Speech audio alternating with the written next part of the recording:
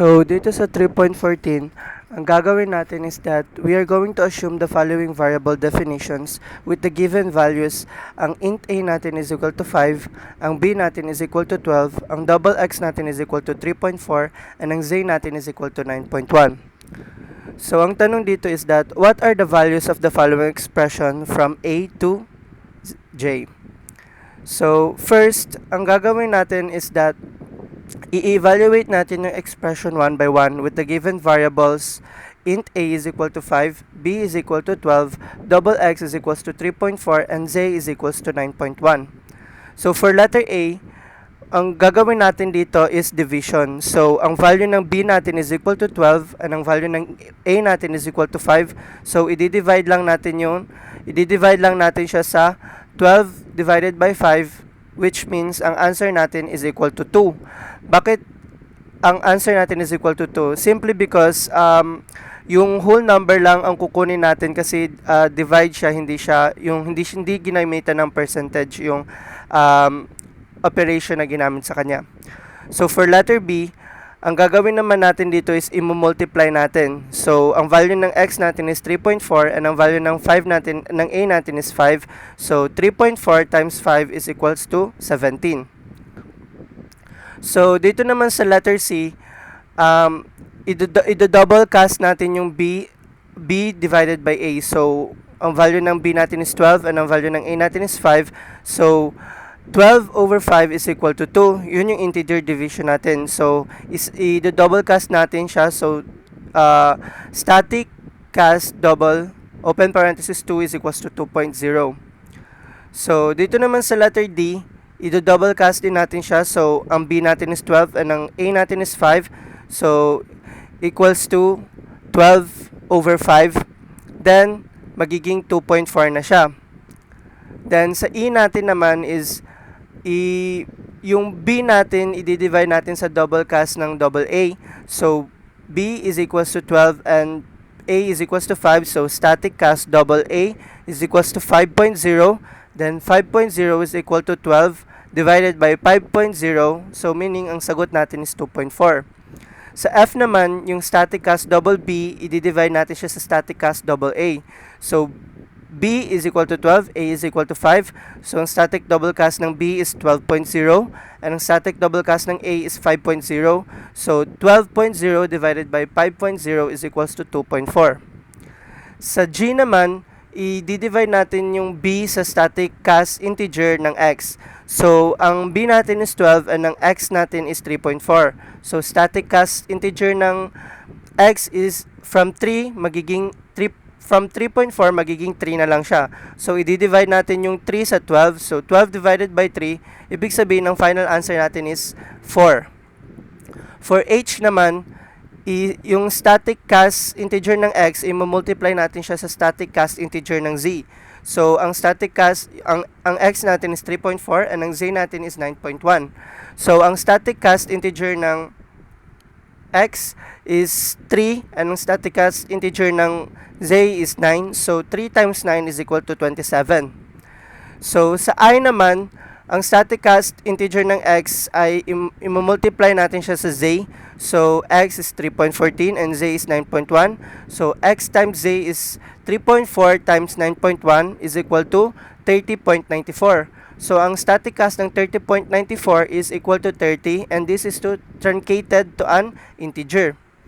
So, for the last letter J, yung static cast double J ng static cast integer X is i-multiply natin siya sa static cast integer ng Z. So, ang X natin is 3.4 and ang Z natin is 9.1. So, ang static cast ng integer ng X is 3 and for static cast integer ng Z is 9. Then, static cast integer, i-multiply natin yung 3 and 9. So, 3 times 9. Then, static cast integer, ang magiging sagot niya is 27. So, i-double cast natin siya. So, from 27, magiging static cast double 27, which is 27.0. So, yun yung mga values of the given expression with the provided variable definitions.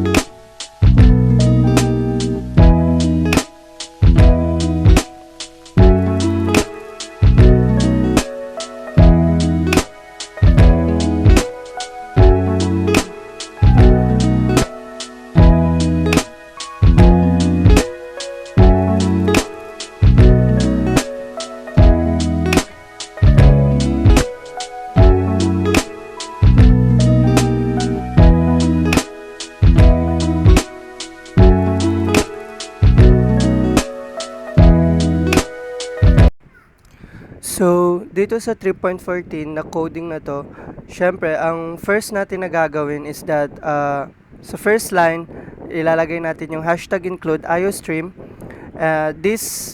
Itong first line na to, it includes the input-output stream library which allows the program to perform input and output operations. So, for the next line, yung using namespace std, itong line na ito, itong mag-indicate sa atin na yung program na gagamitin natin std namespace which contains standard C++ functions and objects. So, for the third line, yung int main, ito na yung function natin where the execution of the program begins. Yung mag-start doon sa my braces. Then, for the fourth line, yung char letter, ito na yung magde-declare as a variable letter of type char, which ito yung mag-store ng character na i-enter natin or ng kung sino mang user. So, for the fifth is that yung cout, then yung dalawang sign na less than, then enter a character para doon tayo magpiprint or this indicates the prompts asking the user to enter a character. So, yung cin, then dalawang greater sign, letter, ito naman yung magre-read ng character input from the user and store it in the variable letter. So, magsi-cout ulit tayo and ilalagay natin yung the ASII code of, then yung sign na less than na dalawa as a letter since yun yung dun siya kukunin, then static cast int letter, then and L, which indicates that ipiprint niya yung ASII code of the entered character. So, yung static cast letter, siya yung magko-convert ng char variable letter into an int which effectively gives its ASII code. Tapos, yung end L naman, ginagamit siya to end the line after printing the ASII code. So, for the last, yung return 0, siya na yung mag-i-indicate ng program that has executed successfully and returns 0 to the operating system, indicating successful termination of the program. So, yung return 0, siya yung mag-i-indicate kung tama ba or kung successful ba yung program na ginawa natin. And base naman dito is that na-execute naman ng maayos yung program. So, meaning to say na tama yung program natin.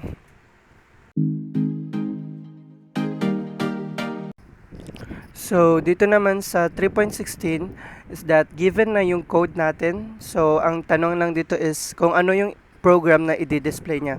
So, ang gagawin natin is that i-copy lang natin itong code na ito, then i-enter lang natin siya sa C++ coding or any online coder or compiler. So, this one, i-explain na lang natin kung bakit ganun yung sagot na nakuha natin yung 9, 9.5, and 9. So, first, i-analyze natin ng step-by-step yung problem. So, ang integer 1 natin na-assign sa kanya is 19. Ang integer 2 natin is that ang value na na-assign is 2. So, ang result niya is declared as double. So, now, tingnan natin kung ano yung mangyayari sa expression na to. So, result is equal to integer 1 divided by integer 2. Ito ang magpo-perform sa integer division since both operands are integers. So, ang result ng integer division of 19 by 2 is 9. So, integer division truncates decimal parts. So, result is assigned the value 9.0, which is converted to double implicitly. So, sa result is equal to static cast double integer 1 divided by integer 2. Ito naman siya yung static cast double integer 1, cast integer 1 to a double before performing the division. So, ang mangyayari dito is that 19 mako-convert siya to a double, then i-divide siya sa 2 resulting to 9.5. So, result is assigned the value 9.5. So, sa next naman, result static cast double greater than integer 1 divided by integer 2. So, in this case, yung expression natin sa loob ng parenthesis is, yun yung mai-evaluate natin first. So, since both integer 1 and integer 2 are integers, the division operation performs integer division resulting in 19 divided by 2, which is equal to 9. So then, yung result natin na 9 is casted to a double. So ang result niya is assigned the value 9.0. So yun, kaya ang na-display niya na output is that 9, 9.5, and 9